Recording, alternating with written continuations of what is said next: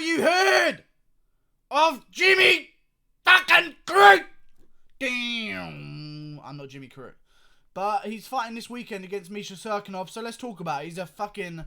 I'm riding for Jimmy Crute here, okay? I don't know about you guys, but I think Jimmy Crute's the real fucking deal, okay? And I know he had an early stoppage against Sam Alvey, but let's face it, Sam Alvey... Listen, if you have the consciousness to do this and have your thumbs up while someone's bashing your fucking head in, how about you have the consciousness to get to a better position? You know what I'm saying? Because this to this is not called getting to a better position. That just doesn't count. You know what I'm saying? So why they just... I understand why people complain about early stoppages. I had my thumb up. I wasn't dead yet. That's all that means to me. That's all that means to me. I wasn't dead yet. I told him I wasn't dead yet. Why is he stopping it? That's the point. You're not doing shit and you're getting your head bashed in by Jimmy Crute. And he could have finished you before that as well, but he tried to walk off KO. You know what I'm saying? It's kind of a new... It's kind of that oceanic area thing. Mark Hunt probably started the whole thing. Jimmy Crute probably wanted his own walk-off KO. Fair enough. You know what I'm saying? 23 years old, man.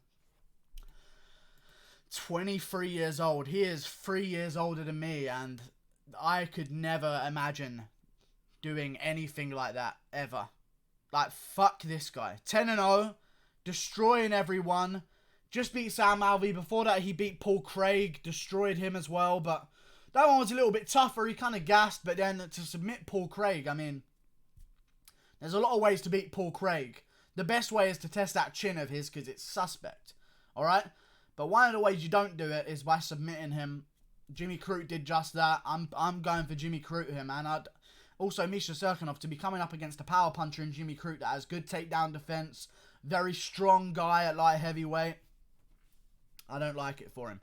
Misha Cirkunov coming off a KO loss as well and returning to the octagon before Johnny Walker. It makes no sense, but they're doing it anyway. So Misha Cirkunov is going to be returning to the octagon after a KO loss to Johnny Walker. Brutal one. And it's not like that was the only KO loss and he just wants to get back in there. Misha Cirkunov has been KO'd plenty of fucking times in his career, okay? Volkan Ozdemir sticks out to me. Johnny Walker KO'd him as well. Let me see who else has KO'd this schmuck. Alright? You've got fucking Glover Teixeira TKO'd him. Anyone else? No, he's been submitted twice before then.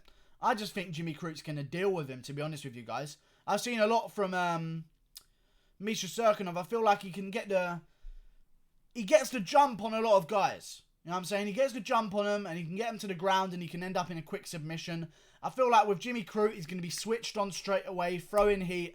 Not like some of these other guys that are a bit more timid in the start of the fight, such as Patrick Cummins, Nikita Krylov 3 years ago, where he was just a different fighter in general. Ion Cutelaba 3 years ago, where he was a different fighter in general.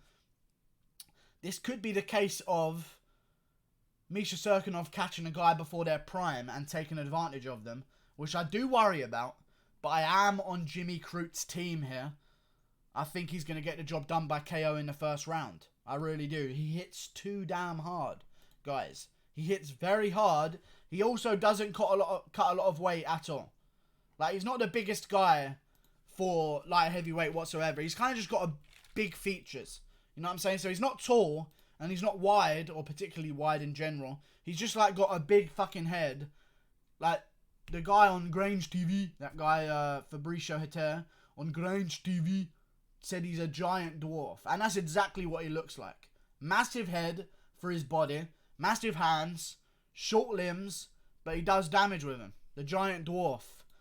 Coming forward, putting hands on people. I was impressed by his performance. He's had a few early stoppages in his career. A lot of people are saying he's being favoritized, but he's had a few early stoppages in his career. No fault of his own. Both scenarios, the guy was going to go down anyway. Like, the guy on the Dana White Contender Series was, like, fucking dancing all over the place, just waiting to be put down on his ass. And in the Contender Series, fair enough if there's a championship belt on the line. Okay? I can understand that. Let's say Dustin Poirier cracked Khabib, which he didn't, but Khabib was, like, all over the place and they stepped in and stopped that fight. Imagine if they'd stopped that fight against Khabib. That'd be terrible.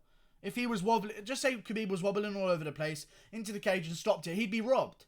He'd be completely robbed. But in a Dana White Tuesday Night Contender Series, you haven't got anything to lose, really. I mean, you're losing your probably chance at a shot, but if you're going to get KO'd, you're going to get KO'd. You know what I'm saying? You'd rather avoid that and get another chance on the Contender Series, or just go away, win 2 more fights. Being on that show means that you're on Dana White's radar anyway, and then get back into the UFC later. Guess what? With no KO loss, because this is not defending yourself. So I don't know what the guy was complaining about. Then you got fucking Sam Alvey complaining as well, getting all angry for no reason, even though he's a fucking journeyman and a dumb bitch. Terrible fighter as well, 33-13.